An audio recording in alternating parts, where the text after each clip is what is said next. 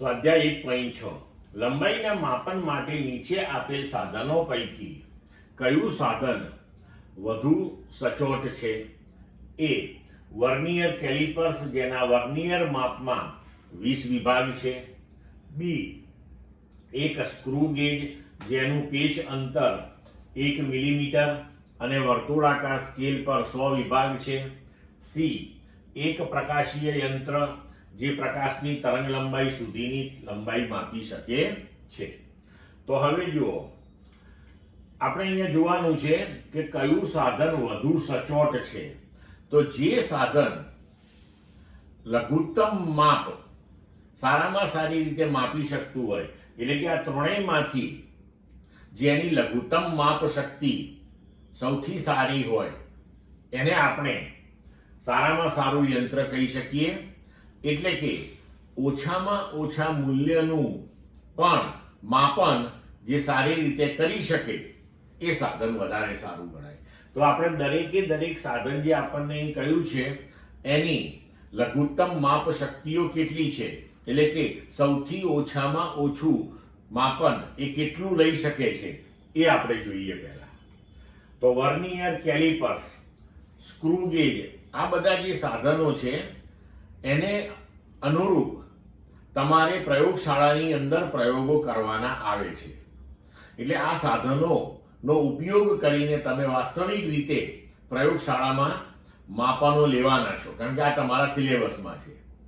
તો એમાં આપણે જોઈએ કે વર્નિયર કેલિપર્સ કે જેના વર્નિયર માપમાં 20 વિભાગ છે, તો હવે એની લઘુત્તમ માપ શક્તિ આપણે લઈએ તો એના માટેનું સમીકરણ છે કે 1MSD, એટલે કે MSD એટલે મેઇન સ્કેલ ડિવિઝન, એટલે કે મુખ્ય સ્કેલ જે છે એના એક કાપાનું મૂલ્ય ઓછા એક VSD. VSD એટલે કે વર્નિયર સ્કેલ ડિવિઝન, એટલે કે વર્નિયર કેલિપર્સનો જે વર્નિયર સ્કેલ છે, નાનો સ્કેલ છે, એના ઉપર એક ડિવિઝનનું મૂલ્ય કેટલું છે.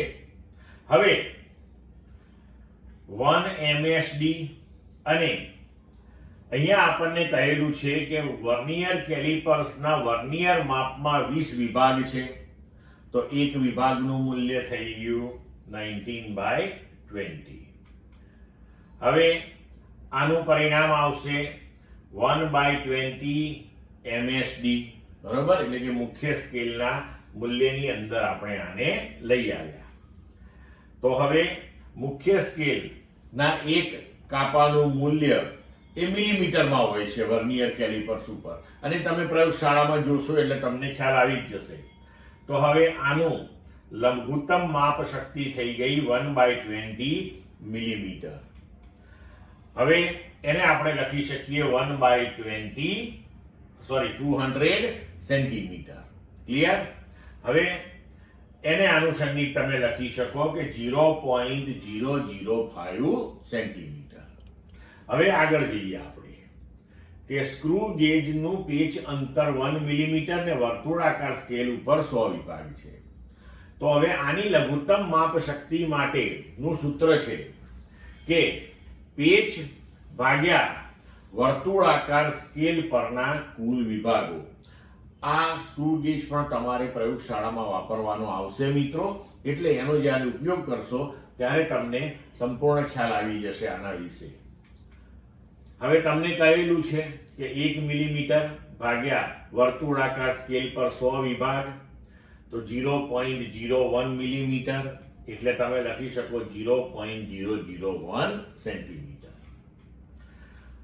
હવે પ્રકાશીય યંત્ર કે જે પ્રકાશની તરંગ લંબાઈ સુધીની લંબાઈ માપે છે, તો પ્રકાશની તરંગ લંબાઈ આપણે 10⁻⁻5 સેન્ટીમીટરના ઓર્ડરની લઈએ તો 0.00001 સેન્ટીમીટર તમે લઈ શકો. તો હવે અહીંયા આપણે જોઈ શકીએ છીએ કે સૌથી નાનામાં નાની લઘુત્તમ માપ શક્તિ આ પ્રકાશીય યંત્રની આવી.